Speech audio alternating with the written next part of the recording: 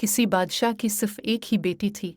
वो बहुत ज़िद्दी थी कि एक दिन सुबह को वो बाग में टहलने के लिए गई तो इसने फूलों की पत्तियों पर शबनम के कतरे चमकते हुए देखे। शबनम के ये कतरे उन हीरों से ज़्यादा चमकदार और खूबसूरत थे जो शहजादी के पास थे। शहजादी सीधी महल में वापस आई और बादशाह से कहने लगी, मुझे शबनम का एक ताज बनवा दीजिए।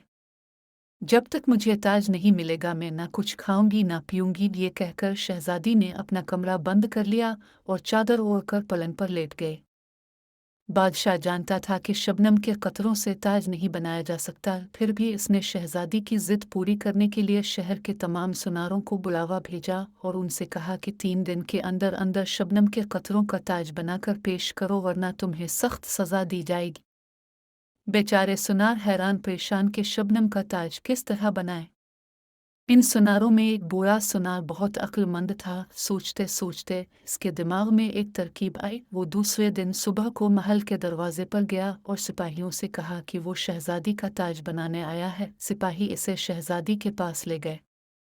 बूढ़े सुनार ने शहजादी को झुककर सलाम किया और बोला, हुजूर, मैं आपका ताज बनाने के लिए आया हूँ, लेकिन मेरी एक छोटी सी दरख्वास्त है। कहो, क्या कहना चाहते हो? शहजादी ने कहा। सुनार बोला, अब बाग में चलकर मुझे शबनम के वो कतरे दे दीजिए जिनका आप ताज बनवाना चाहती हैं। जो कतरे आप पसंद करके मुझे देंगी मैं फौरन उनका ताज बना दूंगा। शहजादी सुनार के साथ बाग में गई। फूलों और पत्तों पर शबनम के कतरे जगमगा रहे थे, लेकिन शहजादी ने जिस कतरे को भी छुआ वो इसकी उंगलियों पर पानी की तरह बह गया। तब शहजादी ने खिसियानी होकर बूढ़े सुनार से मुआफ़ी मांगी और अहद किया कि वो अब कभी ऐसी जिद नहीं करेगी।